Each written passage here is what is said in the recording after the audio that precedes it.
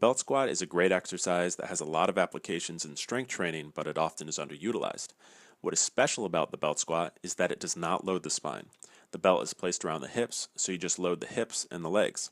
It's a great exercise to use if you are dealing with a back injury or if you have a very fatigued back and you want to get more training volume in for the legs. The belt squat primarily trains the quadriceps, so it's a good exercise to use if you are working on quad hypertrophy or if your quads are relatively weak when compared to other muscle groups. The mechanics of the belt squat feel pretty different than a front squat or back squat because the weight is placed below your hips, so you have a very low center of gravity. There are many different ways to do the belt squat, but it all depends on the equipment that you have available in your gym.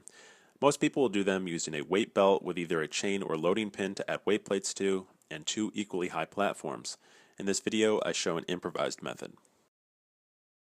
I'm using a nylon belt that can be used for weighted chin-ups or weighted dips, weight plates, and a handle with a carabiner attached to it, which you can find at any cable column.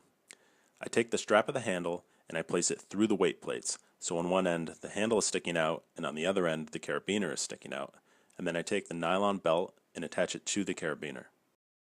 For the objects I'm standing on to perform the belt squats, I'm using step-up platforms with risers beneath them.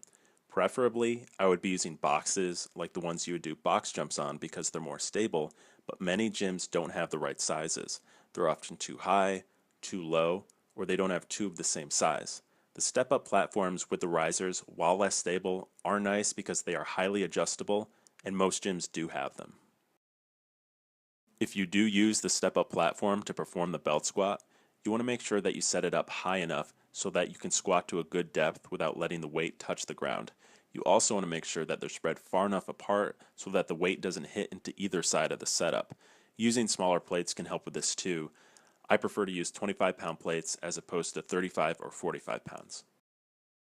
So when you're preparing to actually do the lift, you want to have the weight plates stacked in front of you with the carabiner coming out through the top. You simply clip your belt in, get the belt tight in position, and then you stand up. And before you step up, make sure to put your hand on something in front of you to stabilize yourself, and make sure to clear the top of the platform. You don't want to be hitting the sides of them. You don't want to destabilize anything. And then you let the weight settle once you're standing, and you go ahead and do the belt squat. And then when you come back down, make sure to first put your hand on something to stabilize yourself, and then slowly get off, making sure the weight doesn't swing into your shin because that can hurt. And then you just sit right where you started, and then you unclip the belt from the carabiner, and you leave everything right in front of you, so when you come back to do your next set, you are all prepared to just clip right back in and go ahead and do more belt squats.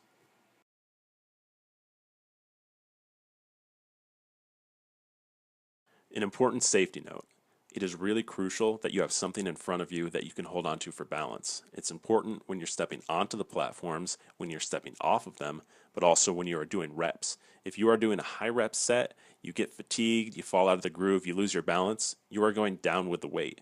You can't bail the weight like you could with a front squat or a back squat, so you have to have something in front of you to catch yourself. If you're doing belt squats for the first time, I suggest going really light. Just get used to the movement. Like I said, your center of mass is really low compared to a barbell squat, so it just has a different feel that you have to get used to. Also, the belt squat is typically used as an assistance exercise, doing a few sets of 10 to 20 reps, so you're never going to be going that heavy with it.